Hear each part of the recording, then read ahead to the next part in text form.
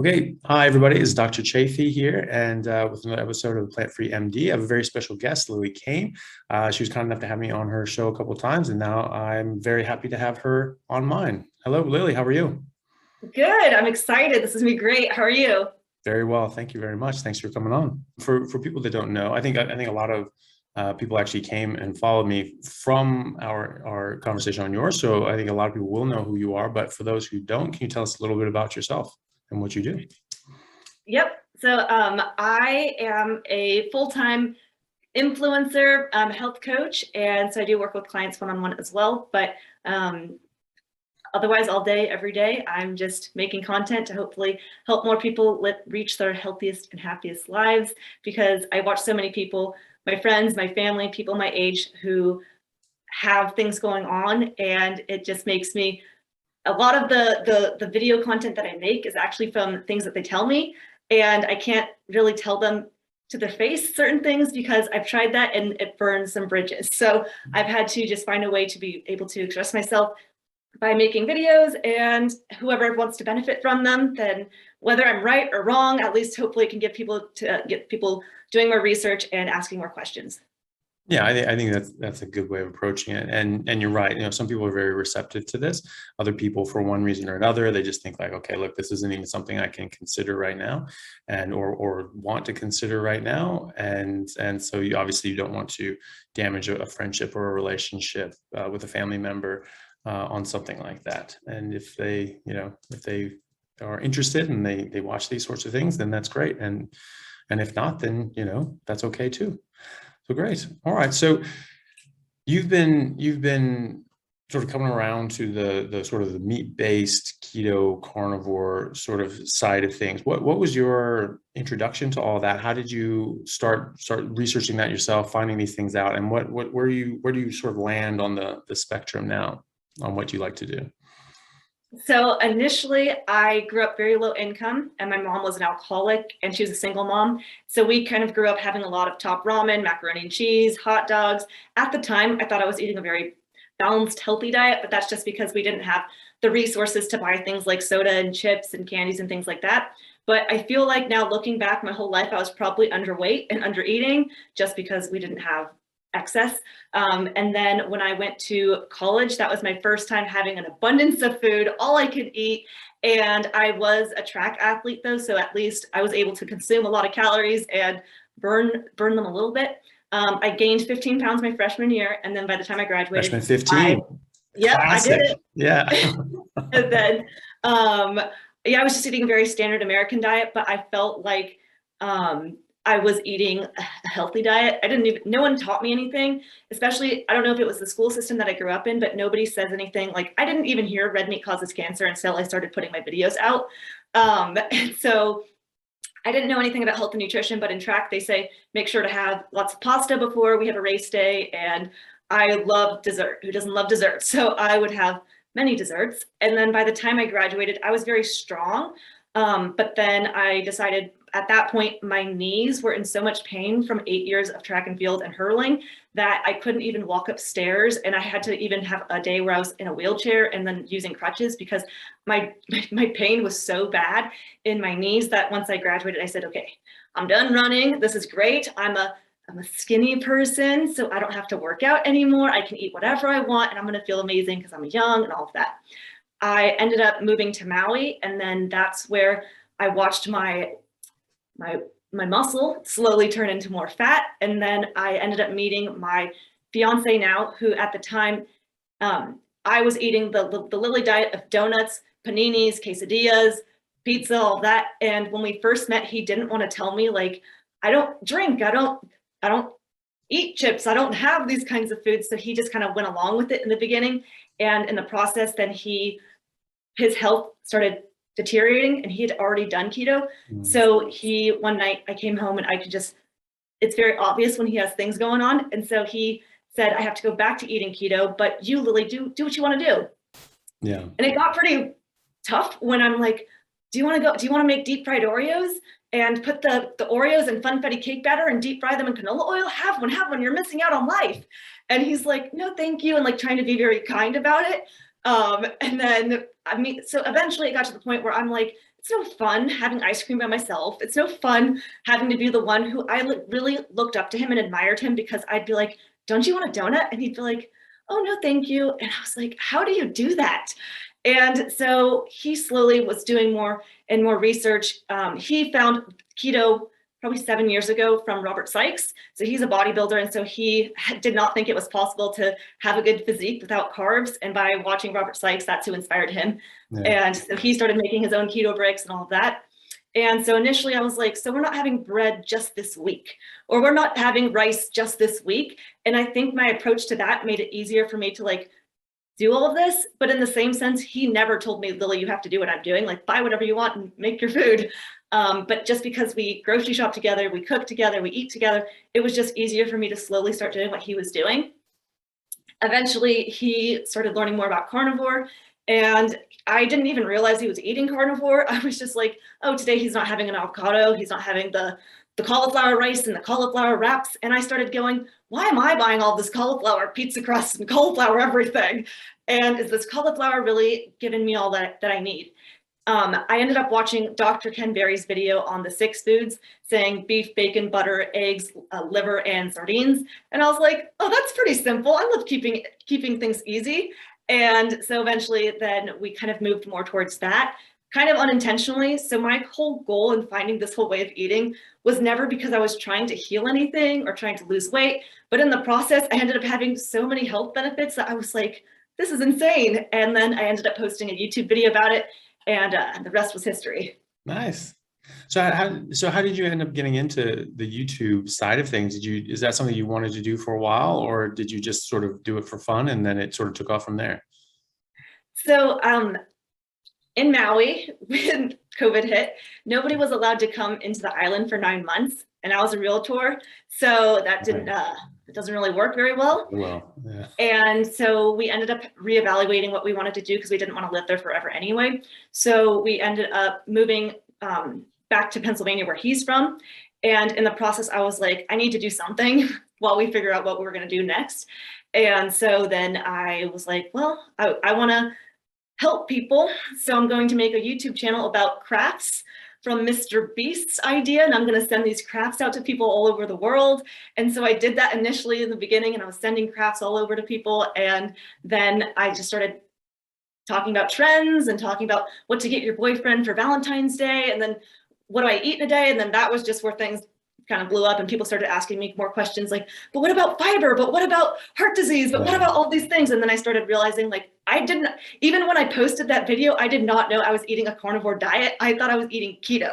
So I was just eating my food, minding my business. And then I post this video, and then it was like, whoa, what are you doing? Yeah, that's funny. It's funny how those things sort of take off too. You just sort of doing your thing, and then something hits. People go, wait a minute. But it is, people get very surprised by these. Most people are very positive, in the comment section to the things that I post. But I sort of invite contrary points of view. So I'll like tag vegans and things like that, and all my stuff, because I not to be mean about it and throw something in their face, but to try to start a conversation and just say, hey, look, here's the other side of the coin. Here's the other side of the argument. What do you think? And I like to engage in conversations with these guys, because I think it's important.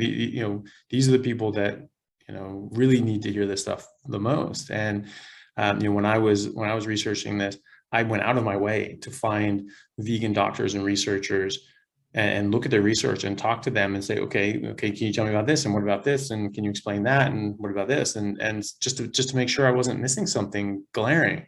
I wasn't, but it was like, I wanted to make sure. And so it's, you want to try to reach people. And I think that's the way to do it. So I'll get some people saying like, oh, you're just going, and we'll just say the same thing. You're just going to die of cancer and heart of this, that, and the other. And you can just, well, actually, and you just sort of, set them straight and talk about these things. Some people are quite receptive about that. I've actually had a lot of conversations that didn't deteriorate into, just childish name calling on the internet. It was, they actually, had people be like, oh crap, I never really thought about that. Like, okay, yeah, I'll think about it, which is great. And when you're in person, it's a lot easier as well. So I'm sure you've been able to have fun conversations like that too. Hopefully not too many.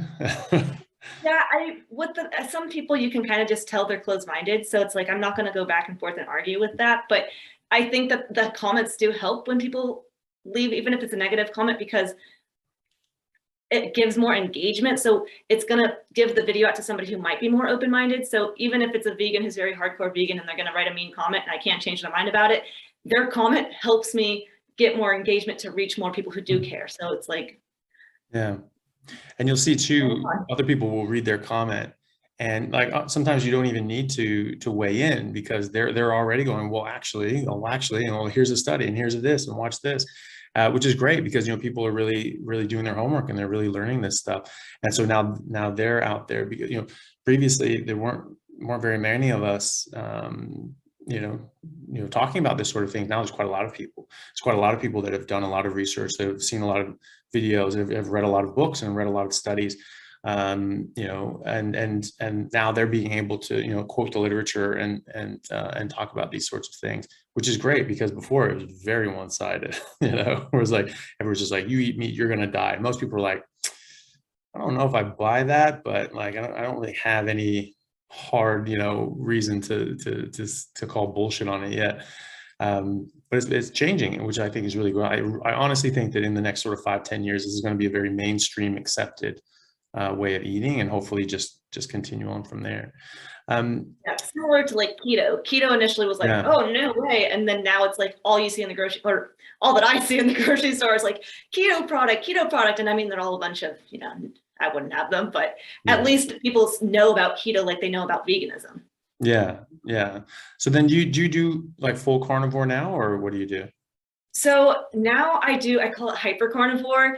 And so a hypercarnivore is an animal whose diet is 70% or more meat. So people probably, I don't know what people think when I say that, but they're probably like, wow, she has 30% of her calories are from animal foods. Realistically, in a week, my calories are probably 98% animal foods. But I do put seasonings on my meats. I do have some blueberries each week. And I am totally open-minded personally to having more fruit, but I don't want to have frankenfruit, and I don't want to have the supersized fruit at the grocery stores that are all modified for sugar content and just so. And a lot of the fruit too at my personal, because I live in St. Louis, so we don't have, it's March right now, we don't have fresh grapes and pineapples and mangoes. So I try to eat seasonally and locally, and the fruit in my grocery store is rotten and moldy and old, but eventually I'm not going to live here, and I would like to have maybe some more fruit, just because for me, I like the taste, and not for like trying to get more vitamins and minerals out of them. I don't think the nutrition's in the plants. Yeah, well, then doing something because you enjoy it, it's fine too. And if you're able to limit that and not get back into the carb and sugar addictions and cravings, and that's something that you like to do, then that's great. Not everyone can. Right. I talk to people who see different sorts of former carnivore advocates, now semi meat based advocates, who are saying you should eat a lot of fruit and honey, or at least some. And not only is it okay, but you have to. You for optimal health, that you're going to get organ dysfunction. You're going to drop your testosterone and your thyroid if you don't do this, and you're going to get very sick. So some of these people are listening to that, and I've spoken to a lot of people that have then eaten a little bit of fruit and a little bit of honey, and that's become more fruit and more honey, and then it's like some, and then it's like juice, and then it's soda, and now within 6 months they're eating pizza and chips and donuts, and they've regained a bunch of weight, and they're sick again. And then they're like, oh Jesus, I really have to stay away from that stuff. And a lot of people that come into this, do it because they're having health issues, and they've had disordered eating, and don't have a healthy relationship with food, or at least haven't in the past. And when they start doing that, it's not a good outcome. Some people can have a drink every now and then. Like I may have drink literally once every year or two, and that's fine. I really don't want to drink after that. I just have it that one time, and that's it. Not everyone can do that, and I understand that. So, if you're in that category, it's probably best just to avoid. Yeah. So you've done a ton of interviews at this point, haven't you?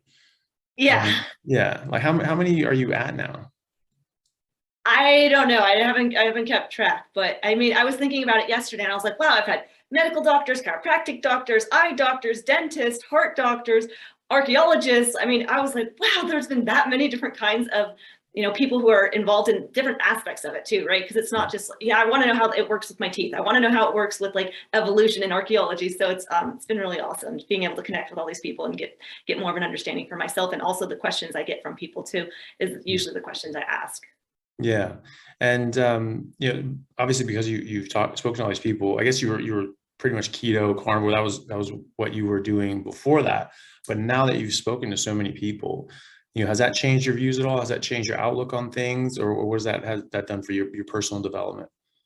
So I was actually strict carnivore initially before with my first YouTube videos, again, accidentally, or just like not intentionally knowing I was doing it that way. I was just eating my foods. I didn't grow up like seasoning my foods. It was just, you have pepper and salt and that was it. And honestly, when I started having people leave me comments like, you can't have XYZ food, it made me just like, I don't like rules and I don't like people telling me what I can and can't do, that I ended up being like, I can have some blueberries and I'm gonna be fine. Like, let's pick our poison here, people. If we're talking about the majority of people are eating pizza and chips and Oreos and things, like, are we really gonna debate about an apple right now? Like there's, or even things like artificial lights. Like I have non-blue light emitting light bulbs. I have 100% organic cotton sheets. Like and I do other things that nobody's perfect. So, you know, we got to do what's best for us. And it was because of so many people's comments telling me that I can't have XYZ that I started being like, okay, I need to be the role model for other people, that there are a lot of people who are getting maybe food anxiety or like feeling like super like anxious around food. And I don't want to I want to be able to show people that it depending on who you are, it can be okay to have other kinds of seasonings or whatever it is that people want to have, depending on your situation. So by having more conversations with the people who I've interviewed, I also realized that you're the only actual person who I know who eats carnivore. Everybody else has coffee, has seasonings, has fruit. And so I've kind of loosened up a little bit more. And so they corrupted you. So it got worse. Exactly. Oh no, I'm sorry. I saw your interview with the archaeologist. I can't remember his name. Dr. Bill Schindler. Cool guy. Really interesting. Yeah. Yeah, it's really nice to sort of, you know, go to the horse's mouth. I knew, you know, some of the stuff he was talking about, but obviously he knew way more details and could really go into depth with a lot of these things, which is fantastic. So it's yeah, that was a really interesting one. And what has been, you know, with those sorts of interviews, like how often do you do interviews and how often are you publishing things? It just depends. So I would say because on my channel I do 2 videos a week, but that's not always with other people. Most of the time it's by myself. So it kind of just depends. Some months I'll have 6 people, sometimes I'll have 2 people, and sometimes I'll break the video apart just because I know it can be daunting to want to watch a 2-hour video. So I try to find what we were talking about and make it so if someone's going to search the topic, then they can find more of a video that fits that. Yeah, I'd say I actually was talking to someone on having one of those discussions with a vegan guy. He's like, well, what about, but he was receptive. But he was just like, he's like, hey, you know, but what about this? And what about this? And so I was answering, I was telling him, he's like, all right, yeah, that makes sense. But, you know, what about this? What about this? And I said, look, you know, there's this video that explains sort of everything you need. He's like, yeah, okay, I'll check it out.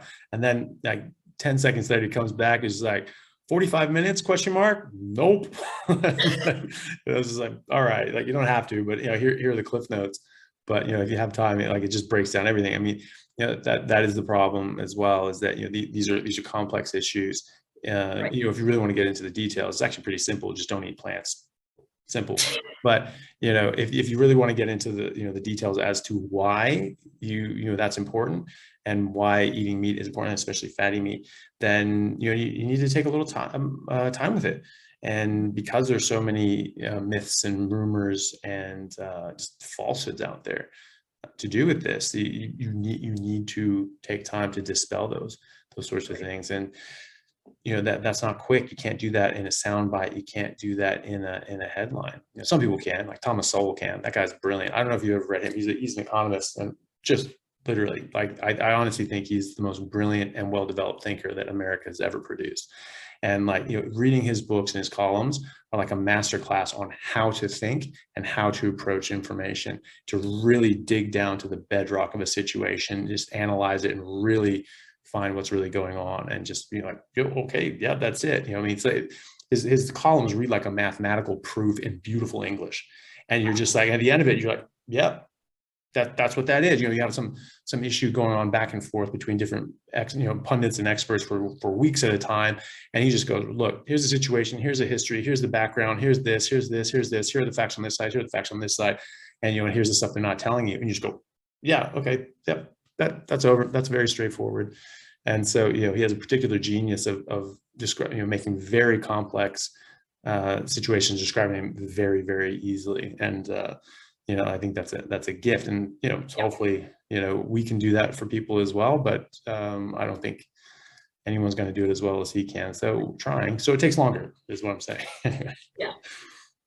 But yeah. So you obviously do coaching as well. What sort of coaching do you do? Is this for mainly weight loss, or just general health improvements, or who do you normally work with? So mainly it is about weight loss or meal plans or how to start a carnivore or hypercarnivore diet. Because some people are very busy, right? They don't have that 45 minutes to binge watch all of my videos, because I try to provide as much free content as possible. And I feel like I answer every question I've really ever gotten. I have pretty much answered already. But there's, some people who are very busy and they're like, I don't want to watch all the videos. Just tell me what to start doing or how to do it. And the other thing too is, as much as these are free, the content can help people kind of on the surface level, it doesn't really help them individually. If it's like, okay, what's your height, what's your weight, what's your sleep schedule, what's your work schedule, what do you do, all that stuff that goes into it. So I can really bio-individualize and make something that's sustainable for their lifestyle. Because I eat 2 meals in a day right now. That might not work for everybody. So it's nice to get to work with people one-on-one. And then most of the time they want to know about weight loss. But even my first person, she was more anorexic. So she wanted to know about how to gain weight. But most of the time, just overall healthy lifestyle. I've had people talk to me about spirituality, meditation, mindset, or moving past a relationship, going through a divorce. So a lot of times I think people want someone to talk to. Yeah. And someone just to relate to. So yeah. I think my answer to every single one of those things would just be eat more meat, don't eat plants. And even if getting divorced, I'm getting divorced, like, well, make sure you don't eat any plants and make it worse, because that would be awful. You make yourself depressed. But yeah, I feel the same way. I try to get these things out there just so people can have access to them. But of course, people do. There are individual tailored sort of responses that and very specific questions that people have.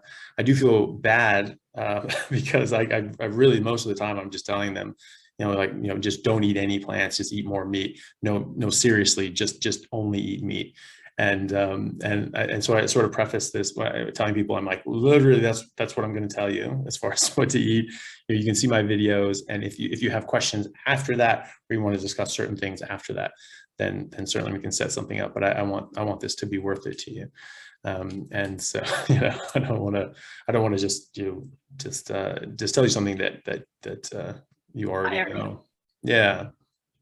So what is, sorry, go on. I was just gonna say, I know that I like the simple approach. That's how I am. Just tell me just give me the easy spark notes, eat meat, no plants, cool. But for, some people I work with, they are eating cookies and candies and they're having that sugar addiction, and they're using that as the crutch for their stress. And so really, I try to dial down and why are you having the urge to reach for that? So what can we work on? A lot of times with diet, we talk about diet, people think okay, if salmon's the healthiest thing in the world, then I should just eat salmon and all of my problems are going to go away. But it's not the case. There's diet's a great aspect of it, but then it's also we need to work on sleep, because if you're not sleeping through the night, you're not going to be able to wake up and make the choices that are the healthiest for you. And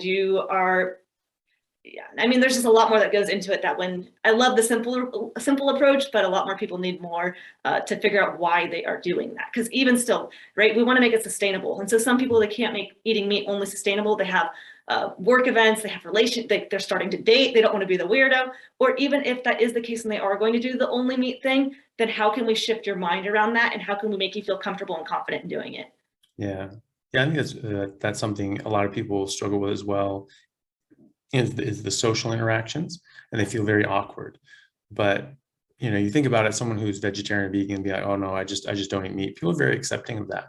And maybe it's a bit more weird now, be like, oh, I don't eat, like, wait, you don't.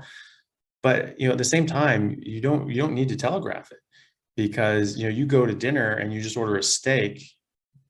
There's just a steak. A lot of these things come a la carte anyway. Right. And a lot of people will just eat the steak and they'll have maybe a bit of salad or something like that. Most people leave that alone anyway. I generally did before I was doing this. I just ate the steak and no one said anything. And so you don't have to. I think a lot of this comes from people being very self-conscious and worrying about it. And then they sort of bring it up as like a defense, is like, oh, this is what I do and this is what I'm doing, or something like that, when they could have just ate meat and just no one would have really said anything. I certainly did, the second time around.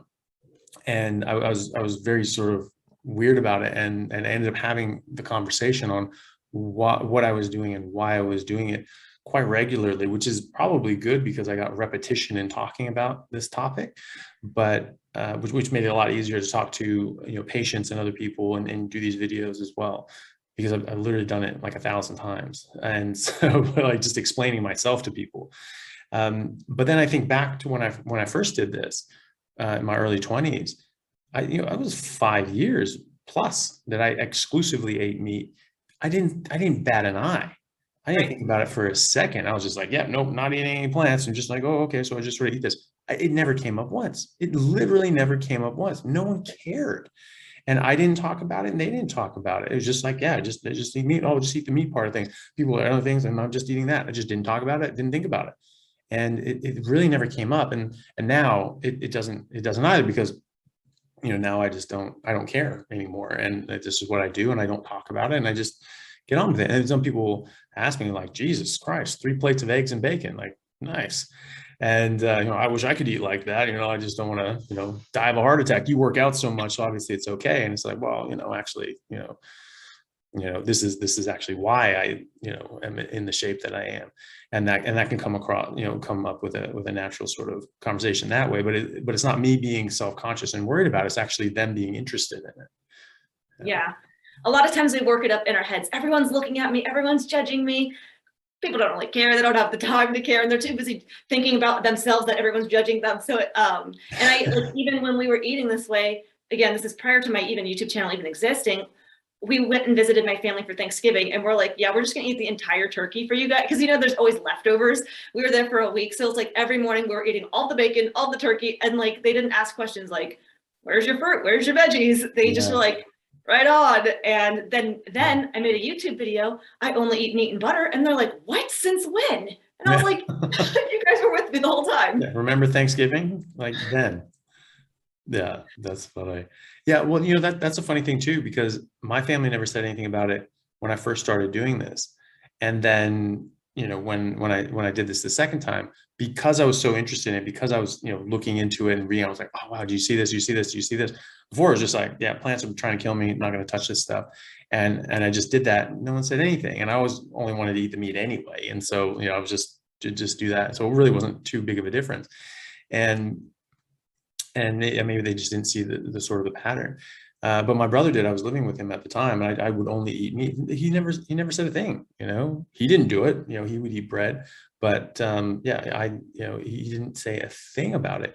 Then this, next time, I think it's because I was more interested in it. So I was talking about it like, oh, look at this study I found. Look at this thing I found. Look at this thing I found. And so that's what got my family more interested in it. And my parents tried it, and my brother tried it.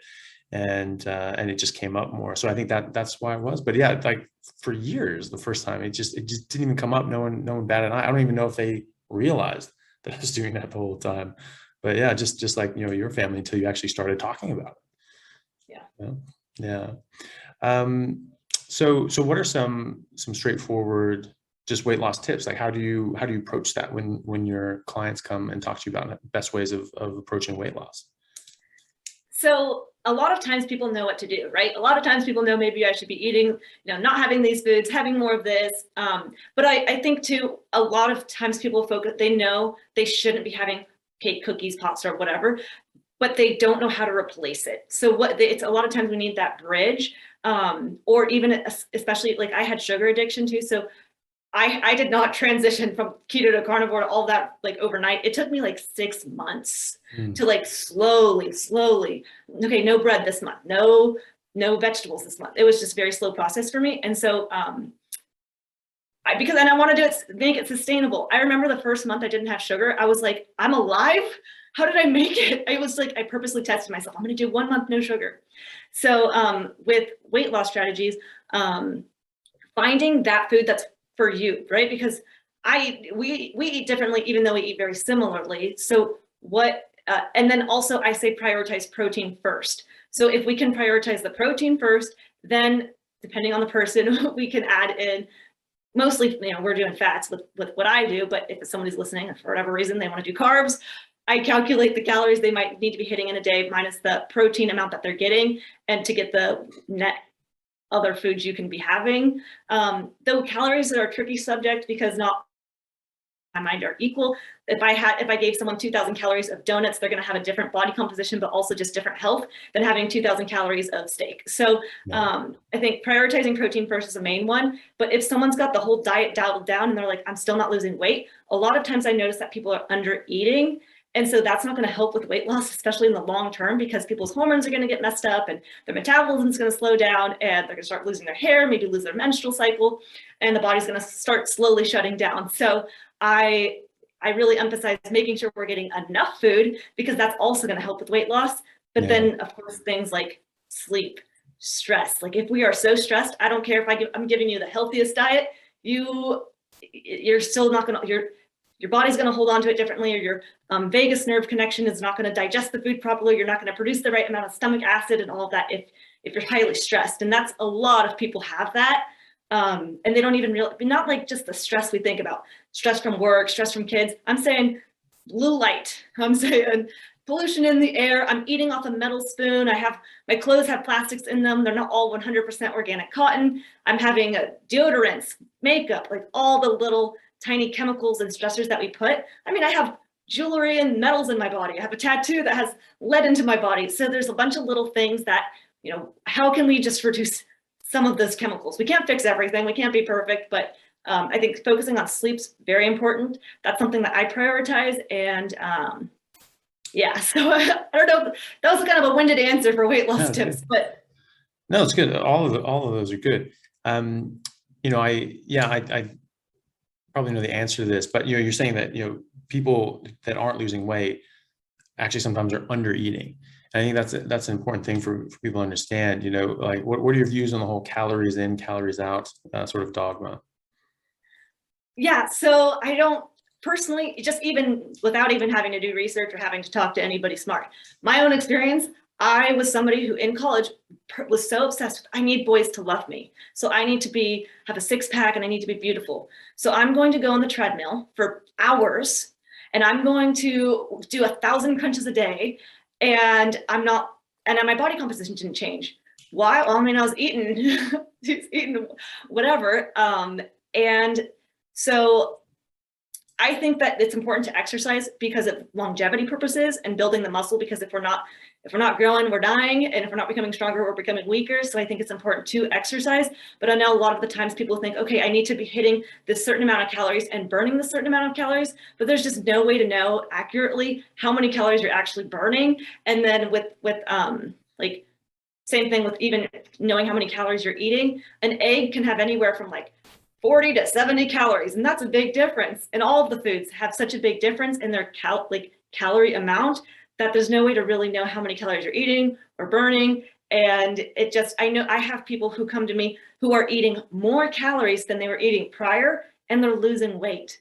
So I don't really do the calories in, calories out method. I think there is truth to it to a certain extent, but it's not the full picture. Yeah, I would definitely agree with that. And just to go into it a bit, the idea of burning calories is it's a bit of a misnomer, because we literally burnt these different foods to see, or these different substances like carbohydrates and proteins and fats, and actually burned them to see how much energy they gave off. Okay, and that's why we're talking about burning calories. But these are complex organic compounds, and they work very differently in your body, according to your biochemistry. These things are like, any sort of, drug or substance that you put in your body. It's going to have an effect on your body. And so just the idea that just these are interchangeable units of energy is absolutely nonsensical. And, anyone who thinks that has really not thought about it.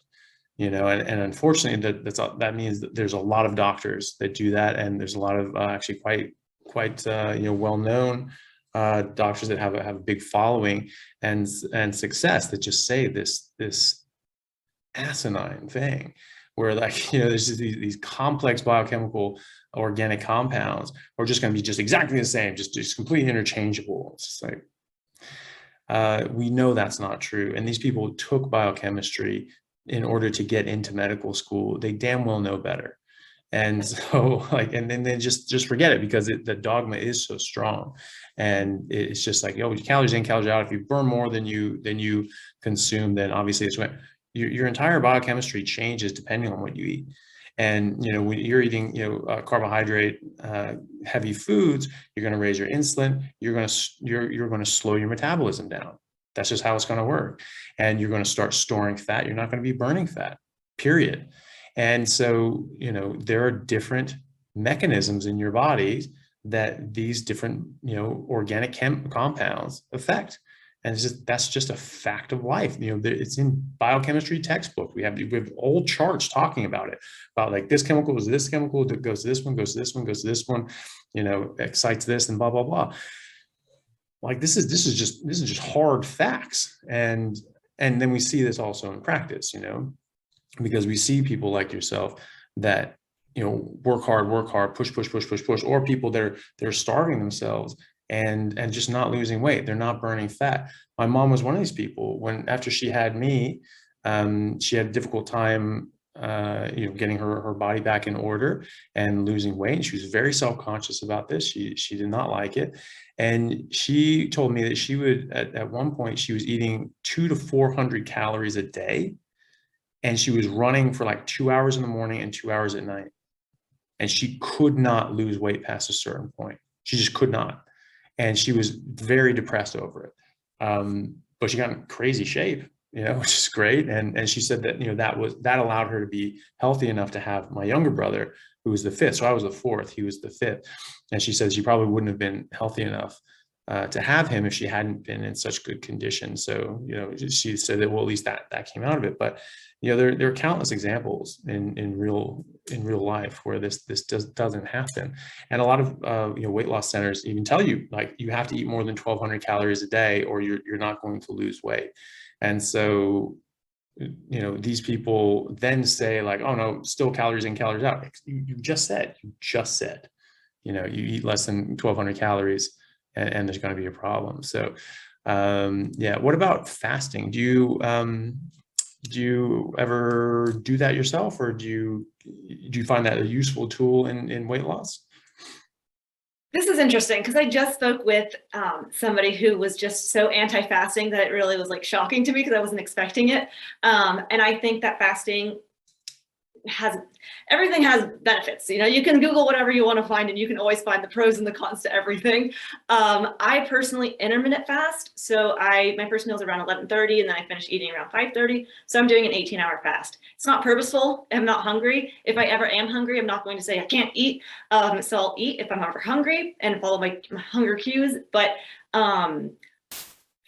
I think, specifically for weight loss, absolutely, I think it can help. I think just because you are restricting yourself to the amount of, you can only eat so many calories in a certain amount of time, or at least even just my own experience is, I'm actually thinking about doing 3 meals in a day now, just because I can't sit down and have so much food in one sitting. It just is I'm just stuffed. So that's a tool, because people will sit down to have their meal and they'll get super stuffed and then they're not going to want to eat more food. But ideally, even if someone's just having enough protein for the day, that's going to signal to their brain, I'm full, so then they're going to stop eating. So I think fasting, I don't do longer, like 24-hour fasts. I've tried it a couple times. Mostly I like fasting for time saving, like just because it works really well, not having to constantly be thinking about the next time I'm going to be eating. So I wanted to do like an OMAD life, but I just can't sit down and eat all of the calories I need to eat in one sitting. Yeah, I've noticed that too. Like if I'm pretty sedentary, I'll I'll be fine with like a, big 2 pound steak or maybe a bit more in one go. And I can certainly eat that in one go. I'll just maintain, my body composition and weight if I'm not working out. As soon as I'm working out, my body just wants more. It wants more calories, it wants more protein, it wants more fat, and so I'll just end up being more hungry, and I'll end up sort of eating twice a day. I'm the same way. I'll just naturally eat, one big meal a day, sometimes two if I'm working out, and but that's not fasting per se, because I think that fasting, describes, a state where you're purposefully depriving yourself of nutrition when your body's asking for it. I'm hungry, but no, I'm fasting today. And so you're purposely saying that, as opposed to I'm just not hungry. I just don't want to eat. I think that's just your body's natural rhythm and responses. I think that a lot of people have very good success just listening to their body, and that most people's bodies understand what they want when you allow them to. So when you're not eating carbohydrates, your body is just able to process energy properly and recognize how much fat you have in storage, and know exactly how much it wants as input, and that you can just sort of listen to that. If you're eating carbohydrates, obviously that deranges things and deranges your signaling molecules for hunger, and you just feel like you're starving all the time. A lot of the studies, well, I think really all the studies I've seen that look at fasting and then fasting mimicking diets, they're always comparing this to, a carbohydrate heavy diet. I haven't really seen any in, fasting for a keto population or a carnivore population. Maybe there are benefits. I don't know. All those sort of studies that I've seen are just comparing this to eating and not eating, as opposed to, eating a standard diet and not eating. And then they'll have a fasting mimicking diet, which is literally just keto. And you're just not eating carbohydrates, or you're in a fasting metabolism. And this is fasting, and it seems to have, the same effects. You have a fasting mimicking diet, seems to have, very similar, if not exact same outcomes as fasting. And so I think most people don't need it, but I think there are people who have disordered eating and have serious portion control issues. And sometimes because I tell people, eat what you want, eat as much as you want. And, want is the key word there, because some people will say like, oh, I'm really not enjoying this. It just tastes so horrible. But you talk to them and find out that actually it tasted really, really good. But then they get to a point where it stops tasting good, and then they have to force feed themselves. And they're like, it takes me 2 hours to finish a meal. And it's like, that's your body screaming at you in very loud words, don't eat. You don't need to eat it. So as much as you want, you clearly didn't want to finish that meal, so you don't need to. But they think like, I can eat as much as I want. I can just keep eating. No. You eat as much as you want, and your body tells you to stop, and you stop wanting to. But I have spoken to some people that basically that switch just doesn't exist. And if they're eating fatty food, probably because they've been so nutrient deprived for so long, a lot of the few people I'm referring to specifically here had a history of anorexia and, disordered eating in that manner. And once they started eating fat, they were first very nervous about it, but they were just like, oh my God, I love it. But they literally couldn't eat enough. I could just keep eating it all day. And I'm like, well, your body probably really, really wants it. And, and then they're getting their cycle back, and their hair is getting better, and their skin's getting, clearing up, and their hormones are in proper order now, because, cholesterol is a precursor to basically all your major hormones, and certainly your estrogen, testosterone, progestogens, and so forth. So that's really important to do. I think some of these people I've spoken to, not through my suggestion, but they've just relayed to me that fasting has actually helped them sort of reset their biochemical, apparatus, to then start recognizing how much food they need to eat, what's too much, what's too little, and actually sort of reset things. And I do know, one of the functional medicine doctors that I work with here in Perth, Dr. Rensburg, he's been doing this for 40 years. He's had very, very good results with, large scale weight loss with, fasting 1 day a week, and just one day you just do not eat at all. And he's sort of tried both ways, and he finds that that's a good way of doing it. But at the same time, he wasn't doing carnivore that whole time. He has actually switched and started suggesting that. So it'd be interesting to see what the data comes back with fasting in a population of people on carnivore. Yeah, well, and a couple different points that you said. It was interesting that you had said that with people who have disordered eating, it's helped them, because I feel like I've also talked to people who, because of fasting, have created more of a disordered eating because they feel like they have to eat at a certain time, or they, especially like when it comes to like social situations, they're like, I can't meet you at this time because that's when I eat. It's like, well, we can make, we can work around that. And also I didn't even mention too that with the fasting, like I said, it's restricting your calories at a certain time. So not everyone, that's why I think it's so helpful with weight loss, is because people are just kind of naturally going to eat less calories when they're doing that, which then is going to, impact their hormones eventually over time. So I think that the idea of fasting more for autophagy and cell turnover, I like that more than for weight loss, just because I feel like it, can impact people's hormones so much that they become fat. They're fasting all the time, that they are not going to hit that weight loss because their metabolism is going to slow down. The other thing is I wanted to mention that because you were talking about, I think you said anorexia, something where I was like, I've also had people who start eating carnivore and they're craving that fatty meat, or they're craving, foods that they've been so deprived of having this nutrition, that they gain weight initially, and then the weight will fall off once their hormones become more imbalanced. So for me, weight loss is a hormonal process. So that's where mostly I'm like, let's fine tune the hormones and get the hormones back in place.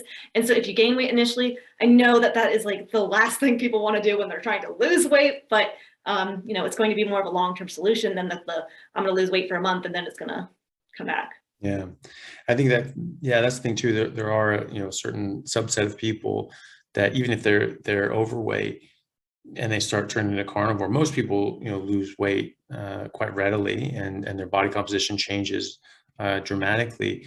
But some don't, and some stay the same weight or even put on weight. I was talking to Kelly Hogan, and she said she was one of these people, and it was 6 months of really being strict, just meat and water for 6 months. And she, had put on weight, and she said, I really wasn't putting on muscle. I was basically saying the same, fat composition, maybe putting on a little more. I think some of that would certainly be some muscle composition, but she was saying that it wasn't all of it. And then after 6 months, all of a sudden, just a switch clicked, and it just started just pouring off of her. And I've seen that a few times as well. One lady I spoke to, she was older, and it took 1.5 years for her. But she stayed the course, and good for her. That's a long time to wait for results and just trust the process. She's like, it's going to happen. It's going to happen. It's going to happen. And either way, eating any other way is going to be less healthy, and I'm going to have more problems. And I think that's a very good way of looking at it too, is that I didn't get the exact results I wanted right now, so I'm going to go back to eating cake. Like, probably not the best idea, because going back to eating the other way is certainly not going to get you where you want to go.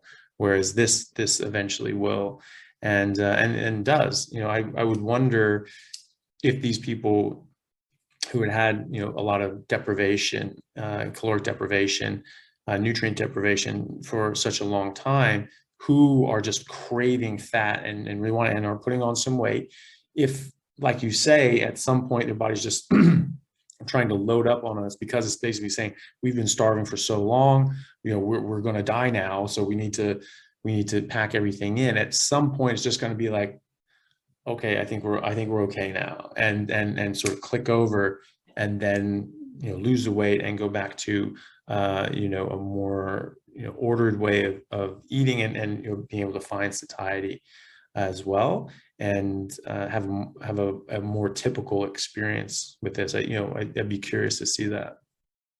100%. I mean, exactly, when people, it's like their body is so starved that now it's just holding on to it, thinking this is going to happen again. And then once the body's fully like, I'm safe, it's okay, then then it'll do the right thing. Yeah, I would expect so as well. Yeah. All right. So what about some, like, obviously you've looked into this a lot. You've talked to a lot of people with a lot of different sorts of approaches. What are, and you're coaching people as well. What are some, some pitfalls and things to do, like some do's and don'ts when approaching a carnivore lifestyle? I would say it's so helpful to see what people are doing online, because it gives you an idea of meal plans and like, okay, this person's that height, this is how much they're eating. But at the same sense, I think copying people is a big pitfall. I mean, specifically, I thought eggs were the bee's knees. They're like a multivitamin for me. Ate eggs for over a year until finally I was like, I am allergic to, or I have some sort of reaction to eggs, so I need to stop. And then I'm not even kidding, I got hundreds of people messaging me being like, Lillie, because of your video, I stopped having eggs for a week. My itching in like private parts and like places like I would not expect them to be having itching from eggs, went away. And they're like, thank you for sharing that, because it's helped me so much. But in the same sense, I don't want everyone to think that they're all allergic to eggs just because I'm not having success with it right now. And I think I can fix this. But so copying people is a big pitfall. And then of course too, because people are so used to that, we need to eat less, move more. They come to this same way of eating, doing that same thing. And then also just not making it sustainable. I think a lot of times people think I have to do beef only. I think if you can afford lamb, if you can do organ meats, if you can do fish, oysters, shrimp, sardines, I mean, I think the more the better, because it's going to get you excited to have meals. I know if I was just doing the same meal, depending on the person, of course, but it just adds like more excitement when you have more variety, and it makes it more sustainable. And it also makes you feel like when you go out to eat, it's not, well, there's nothing for me. It's like, well, you can do chicken, you can do, steak and eggs, you can do sausages, you can do bratwurst. So I think coming into it without, I mean, I have a video on my channel where I say there's 101 plus carnivore foods. People don't even realize you can do chuck roast, you can do ribs, you can do, I mean, there are so many different things people can do. So I would explore that and do as many different things and test things out too. And I would also say not get too rigid, where it's like I can only eat 1 meal a day or 2 meals a day, or I eat just this food every single time. And I'm that person, so do as I say, but not as I do. But I do have the same meal for my first meal of the day, just because I do really enjoy it and I look forward to it. But if someone's miserable eating it, it's not going to make it sustainable. And also, if someone like, I know Steak and Butter Gal, I don't know how she did it, but she went from one night eating this to the very next day flipping completely.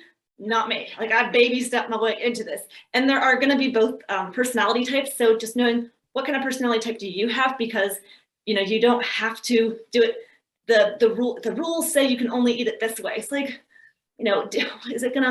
what's gonna be your long-term success? And then try reintroducing something. Reintroduce pork, see how it goes. Reintroduce whatever it is that you want to try. And then that's what I love about carnivore so much, is it gives you like a great baseline normal that it's so easy to tell. Is it coffee? Is it supplements? What is it? Yeah. I mean, and you can think about it, as that, elimination diet sort of thing. You eliminate all these things out, you go pure, whatever it is, and then you add things back in. How does this affect me? I certainly tried that as well. I was like, okay, what does coffee do for me? Oh, don't like that. No, so I don't touch the stuff. But I try to tell people, that's the thing. I like beef. And people say, oh, it's very monotonous. I don't think so. I love it. I feel like it's my birthday every single day, because usually on your birthday, you have like that meal, like the meal that you want, you always love. It's just your favorite every year. Every year I had, just a big fat steak with like some butter béarnaise sauce and maybe like some big old prawns or something like that. It was always a big steak. And now, because I'm very good at cooking steaks now and preparing them and aging them. And so I always have, these things ready to go, like a perfectly aged steak ready to go. Like, it's just the best steak of my life every single night. And it's like my birthday every night. I said that to my dad, like early on. I was like, it feels like my birthday, like every day. I just love this, because this is the only thing I want to eat anyway. And that's, also when you're hungry, because if a steak doesn't taste good, like, you're just not hungry. You're not, and your brain's just being like, no. And I've done that, whereas I haven't eaten the whole day, and I'm like, oh, I should really eat, because I need to eat. I need the energy, because I'm working out so much. My brain's just like, oh, that sounds awful. And I started eating a steak, and it was just awful. I didn't like it, and so I just stopped. The next day, it tasted amazing again, and so I try to listen to that. But you know, so what I tell people is that, you know, not everyone's like me. Not everyone prefers what I prefer, and not everyone, you know, is on. You know, some people are on a budget, and so, you know, I just tell people to eat the meat that you enjoy, that makes you feel the best, and that you can afford. And, you know, if you want beef, then, you know, ground beef is quite cheap. Brisket's very cheap and very fatty, great stuff. Pork is very cheap. Chicken is very cheap, especially the dark meat, which is the best part. And, you know, but some people have problems with those as well. And so you should see what you're reacting to. Maybe you're reacting to, you know, grain-fed chicken, just can't do it.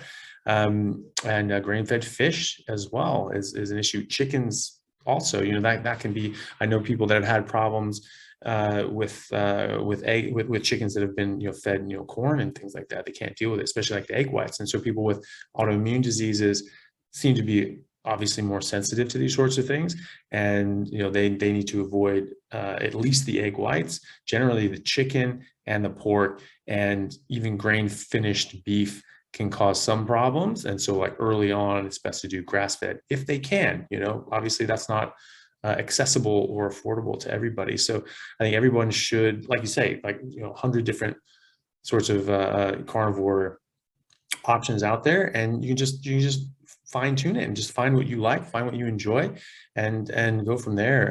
You know, my mom hated this at first because she's just a big foodie. She loves cooking, and she's a fantastic cook. And at first she was just really upset at all the things that she couldn't cook. And so I started telling her, I was like, look, you know, put your culinary skills to work and just try to find, you know, ways of making meat in an amazing way, like different cuts of beef, different cuts of different meats, and doing things in an interesting way, coming up with recipes that only have you know, meat and dairy. And so she's actually started really liking it. She started getting these cookbooks she has like 500 cookbooks, and she's read them all and she's used them all. And now she's getting these cookbooks from like these Argentinian gauchos who are like flaying and cooking like entire cows, like just putting them up on a spit, and they're just cooking this entire damn thing. And, and so they're the most outrageous picture you've ever seen. One of them, he had 100 full cows just on these racks with, you know, big outdoor fires on them. I'm like, how many people were he was just feeding a city, you know? And so now she's doing that, and now she's found a lot of enjoyment, you know, looking at different ways of cooking and still staying within carnivore, and really thinking about it, you know, because she's like, okay, here's what I'm working with, and what can I do with it? You can actually do a lot, but, you know, it takes some thought. Yeah, and I have on my channel too, I've made a carnivore pizza, like crust and everything. I've made tacos, burritos, pasta. I mean, all these, I mean, the endless, I mean, whatever you want me to make, I can find a way to make it. Yeah. It doesn't, you know, taste the exact same, but you realize if you were to go, like, I haven't had pizza in forever, right? But if I were to have it, it would taste like maybe chemicals. It wouldn't taste the same to me that it used to taste. I think the other thing is with people who come to carnivore, I think they are so open-minded, because you have to be open-minded to be able to even hear this information, to be able to like want to even try. But at the same time, because I think we can be open-minded to a certain extent, and then we kind of say, hey, I went this far, I'm not going to go that extreme. But I have so many people who are like, I'm not trying sardines. And I'm like, I love sardines. I love them personally. So people like stay open-minded to trying organ meats. You might hate it, but try it. So, I mean, yeah, the sky's the limit. Yeah, absolutely. And again, you know, go with taste. You know, if beef liver tastes good, your body probably wants those nutrients. And, you know, I've actually spoken to people, you know, first they eat liver for a couple of days, like, oh, this is so good, this is so good. And they get to the third day and like, ugh, you know, okay, you don't need it anymore. And you know, but then just normal meat tastes really good after that. You know, but some of these things are very, very dense with nutrients, and you can end up overloading, you know. But and that's your body saying like, no, we've got enough of these, just back off. And yeah, what about we were talking sort of a bit before we came on air, but we were talking about some anti-aging sort of techniques and different sorts of things. So obviously, you know, people just find that I certainly noticed that I literally just started aging backwards, and, you know, started looking younger and younger as I went. My parents certainly have. They, you know, mentally and physically, and just their appearance, they have they've literally just aged backwards. My parents are now just 80, and they seriously don't look like they're out of their 60s, and they certainly don't behave like they do as well. What are some, some things you've come across? Obviously, I'm very ignorant to the whole world. I think it was someone you mentioned that your boyfriend was appalled that I hadn't heard of them before, but apparently they're doing good work in this field. With David Sinclair, and that's where it's tough, because people who eat more carnivore or animal-based follow me, and they're like, "What, David Sinclair?" And I'm like, I don't, he's very plant-based, so I don't know why you guys are bringing him up. But and I've noticed the same thing too, where I feel like I'm looking younger as well, especially in comparison to my friends, which, I'm 25. So watching my friends have gray hair and back acne and yeast infections and have joint pain and have PCOS, infertility, they're taking medications, they have depression. So on medications when you're 25, I don't think people should be, No. or at any age, I really don't feel like people should be on any medications. But so I mean, I've definitely found that people look younger and act younger too. Like you said, I had Dr. Lisa Witteman. She's also known as the carnivore doctor, but she's 56 and she is doing cartwheels. And so I'll have a lot of people come to me and say, well, Lillie, you have so much energy because you're 25, but I'm in my 50s, so I can't, I can't feel the way that you feel. I'm like, there's even Stephanie Keto Person. She's 54, she's doing handstand push-ups without being on the wall. And I'm like, cool. There are women way stronger than me. No, I can't do this. Yeah. Yeah, I was saying before, I was like, yeah, that's the thing. People will say that when it comes up, like, well, you can get away with that, but you get older and then your body just starts breaking down. You can't deal with that anymore, especially all that meat and all that fat will really break you down. And like some of these people I was talking to, I was like, and they were like, well, I'm 40 now, this and the other. And I just look at them like, I'm 2 years older than you. And and it's just like, it just blew them away. And I certainly don't feel that. And it's sort of like, I don't, it still feels really weird every time I see my own ID. I'm like, oh, Jesus Christ. But, I think that's like one of the advantages. It's just an absolute selling point, because people say, well, it's just because you're so young and you obviously work out a lot. And I was like, I haven't been to the gym in months and I'm 2 years older than you, and then they just go, wait, what? That can't be true. And then all of a sudden they start paying attention. But, I learned in genetics 20 years ago that chromosomally, like, we're actually designed to live 120 years, so meaning that if you just stay out of your own way and just don't mess up and get yourself killed, or don't kill yourself with, poison, that you'll live 120 years without doing anything special. And yet we're dying in our 60s and 70s, which is literally middle age, and we're just decaying. And like you say, on heavy medications when you're 25, like, you should not be on any medications at 25 unless you have a serious genetic condition. These are all preventable. These are all things that just don't need to exist. And if we're going on the timeline of 120, and you're eating carnivore, and you can do that right there, that's a lot of anti-aging and aging well is just not putting in these poisons and toxins in your body that are going to stuff you up. And now all of a sudden you've got another 40 years of excellent health, and the rest of the time is going to be excellent health as well. You're not going to have all the medications and the backache and the knee problems. You're not going to develop arthritis in the first place. You're not going to develop diabetes and weight problems in the first place, and you're just going to feel amazing. And then when you get like different sorts of advances in medical science that can actually help extend your life in certain ways, extend your telomeres, which are, the sort of the caps on the end of your chromosomes. And when you sort of run out of those, that cell line dies, you can't, that's it, that's the time that cell's had. But, there are different animals, like, I mentioned lobsters before we came on here.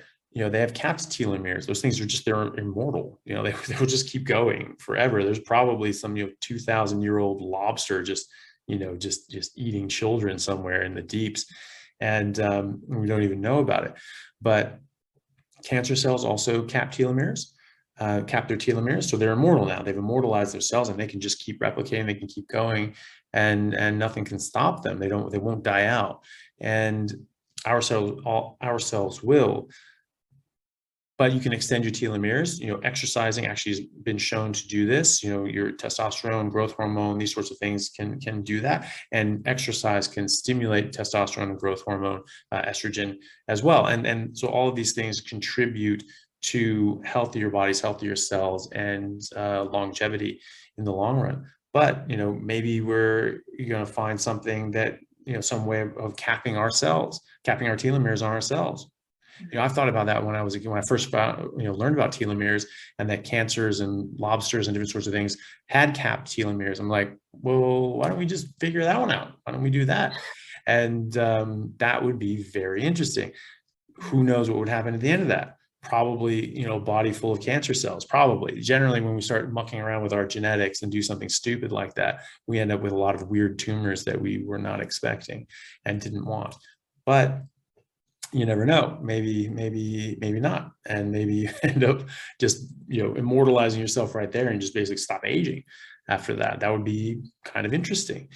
And then obviously there's some things that, extend your telomeres, like we mentioned. And then it might've been Sinclair talking about this. I think it was like injecting NAD plus, just IV. And that this was, I guess, showing promise in just extending your telomeres. Do you know anything about that, or not enough to talk on it, but I've heard him talk about this too. I know Dr. Paul Saladino has a video on his channel where he goes more in depth and he talks more about what Sinclair was saying about it. Oh, okay. So is Saladino doing that now? Is he injecting? No, he doesn't think that you need to do any of that. Okay. Yeah. I don't think you need to either. I think it'd be interesting though, to see where that research goes. I don't think I'm going to be the guinea pig. To see but I think when you optimize your body and you optimize your health, that things just work the way they're supposed to, and I don't think you need to go mucking around much after that. I don't know. Right. Yeah. I believe that all disease begins in the gut, so a lot of times we associate that with maybe, oh yes, diseases like diabetes or ulcerative colitis, that's because of what we eat. But even things like I have eye boogers, smelly breath, or asthma. Like there's a statistic out there that children, when they have an asthma attack, like some crazy statistic, I don't know, over 80% of them had it after eating an ice cream cone. So it's just like, there's so many things that have become so normalized that even with my family and friends, they're having things happen to them, but it's not because of food, right? Unrelated to food. I'm like, yeah, I think everything is related to our diet and what we put into our bodies and what we fuel ourselves with, obviously, because in a way, for me, I think of food as like our battery. So if we don't give ourselves food, we're not going to turn on. But if we give ourselves the wrong food, we're not going to function correctly. So. Yeah, and I use the fuel analogy with cars, right? If you drive a Ferrari and you've taken all the classes on how to maintain it and drive it optimally and just do everything that you can get the most out of your Ferrari, that's great. But if you put diesel into it and it's a gas engine, a gas petrol engine, you're going to mess it up. You're going to destroy the engine. It's not going to run properly. And so, if we eat the wrong things, we're going to hurt ourselves. I mean, this is so intuitive too. I mean, most plants are not edible. We know this. These things are not edible. They'll cause serious harm. And so we know that if you ingest something that's outside of the healthy bounds, this is going to harm you. And even if you can get nutrients out of it, you can eat dirt and get iron and zinc and copper. That doesn't mean that you should eat dirt. Just because we can get nutrition out of something doesn't mean that we should. And this is something we talk about in medicine, or as surgeons. Just because you can do surgery doesn't mean you should do surgery. Just because you can do a treatment doesn't mean you should do it. And just because you can eat a rock doesn't mean you should eat a rock or cabbage. Like it's. You don't need to. And you're going to change how your body works. You're going to change the energy that you have. You're going to change a lot of biochemical systems in your body, and you're going to disrupt a lot of very, very fine-tuned processes. And you're going to get a bad result, and just to think that, that's not going to affect it as much as it is really not looking at it, I think. Right. And I'm not going to say carnivore is going to solve everyone's problems, but I have had somebody, like a friend, say to me, like, well, Lillie, carnivore is not going to solve my depression. And in my mind, I'm like, you don't realize how related food is, that these sugars and how they are going to affect your brain chemistry. And unfortunately, the statistics out there right now of young people, like, 11, 10 years old, because of social media and what they're exposed to, just the way of the world, how it is now, they have depression. So many people are depressed. And what is everyone else? What is the commonality between everybody? The food that they're eating. And it does impact our chemistry in our brain. And then on top of that, so like I said, I'm not going to say the carnivore is going to solve all of your problems, but if you're feeding yourself the right fuel, then if your mind's working correctly, maybe you will get that job promotion because you are working better. You have more mental clarity, so you're going to be more efficient, and maybe you'll attract a better relationship because you're a more positive person. Like, it does start impacting all the things in life. But I'm not going to say it's going to solve everything, but I think it can help a lot. Yeah, well, it is, and it's going to optimize your health anyway. And so, as I tell people, like, carnivore can only, reverse the problems that were caused by malnutrition and, food toxins in the first place. If people have problems outside of that, they have genetic conditions, they have other environmental influences that can harm them as well, not getting enough sleep, stressful job, accidents, other sort of toxins in the environment, whatever, people experience. But there are a lot of things, and some people have, had years and years and years of damage, and even removing, the cause of that damage, by, different sorts of sugars and foods. Sometimes, there's going to be residual damage done that you can't reverse completely. And so we just have to be mindful of that. And, and like you say, it's not going to cure everything, because not everything's caused by bad food. It just isn't, but a lot is. And I mean, so many of the problems that we deal with now are absolutely related to that. And, for people to say like, well, it's not going to cure my depression, it's like, have you tried? Because there's actually quite a lot of, a large and growing body of literature specifically on depression to show that, it is absolutely diet related, and, not getting enough cholesterol and having low cholesterol has a very strong association with depression, and more so having low LDL cholesterol and being depressed has a much higher rate of suicide attributed to it. So psychiatrists are now pushing their depressed patients, to raise their LDL cholesterol. So yes, it could very well cure people's depression, and there are other things as well in plants that will screw up their brain chemistry as well, like you mentioned, and we don't understand all of them, but there again is a growing body of literature showing that when you eliminate out a lot of different plant foods and add in meat and fat, that people's depression, anxiety, and actually psychiatric issues such as schizophrenia resolve. That's wild. Like, people are hearing voices and having a very difficult time interpreting reality. And then all of a sudden they change their diet and they're like, oh, okay, yeah, things are back to normal again. They don't have to take these very, very, difficult drugs to take. They have a lot of side effects. Some people tolerate them fine, but some don't. And a lot of them don't take them because of that. And the homeless population on the street is very a very good example of that, of people that really don't tolerate the medications and have failed conventional treatment for one reason or another, and they end up on the street and self-medicating because that's how they feel best, and they don't like how they feel with the conventional medications and treatments. And so that's something that, if that can help that population, that would be a remarkable thing to do, to give these people their lives back, or at least a chance at their lives back. Right. I've even heard the cholesterol thing. I've heard that the statistics of people in prison from committing crimes are actually, they have tested for having very low cholesterol levels too. So you're more likely to commit a crime if you have low cholesterol levels. Nice. Yeah. Cholesterol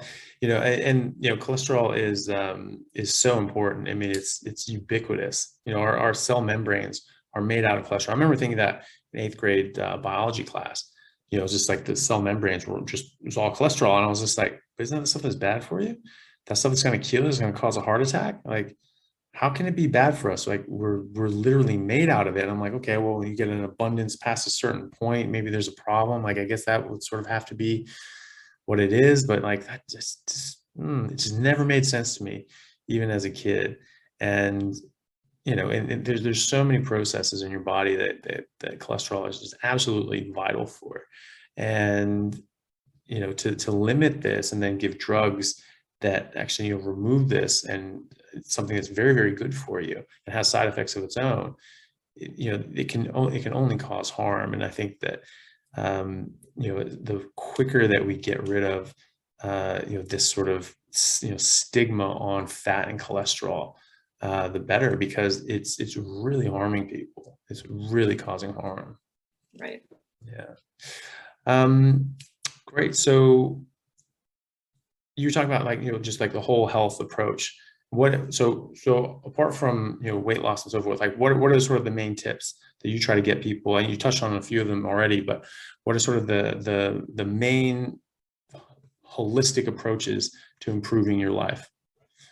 So for people watching this, it was 7 a.m. when we started recording, and I made sure to wake up and do some meditation. Now, I don't think that everybody has to meditate, but I think that we all, because we have such high levels of cortisol from just like the way we are now, it's just, we're all stimulated. And so I think that having like meditation or giving gratitude or affirmations or taking just like 5 minutes in the day, which nobody really takes 5 minutes in the day anymore for just themselves. It's like, okay, I'm taking my time in the day to watch TV, but that's still not even giving time to just like close there and just like feel you breathe, feel I was thinking, when you're sick, you have a stuffy nose or something and you can't breathe and you're like, I just want to be able to breathe through my nose. We take that for granted right now. You and I were like, I didn't even like think about that. Or you used to have joint pain, different pains that aren't there anymore, that you don't even think about because they're not there. But I think that when we take time for ourselves and work on our mindset, whether that's